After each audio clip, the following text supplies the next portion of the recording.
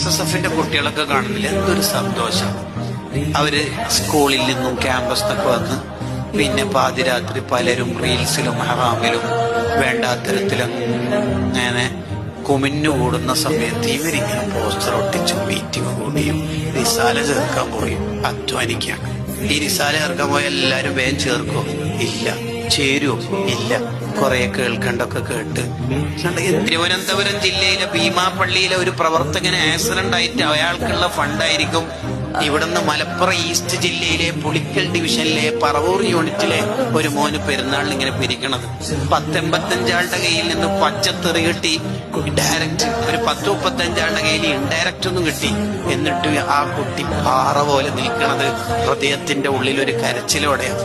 റബ്ബേ, ഞാൻ എനിക്ക് വേണ്ടിയിട്ടല്ല, ഞാൻ നല്ല വലിയൊരു ആചാര്യയുടെ സാമ്പത്തിക കഴിവുള്ള ആളുടെ മോനാണ്, എനിക്ക് ഇതിന്റെ ഒന്നും ആവശ്യമില്ല. പക്ഷേ പാവപ്പെട്ട പ്രവർത്തകർക്കാണ്.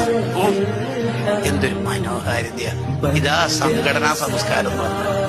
നമ്മളെ മക്കളൊക്കെ നല്ലവരാണ്, നല്ല കൂട്ടുകാരാണ്.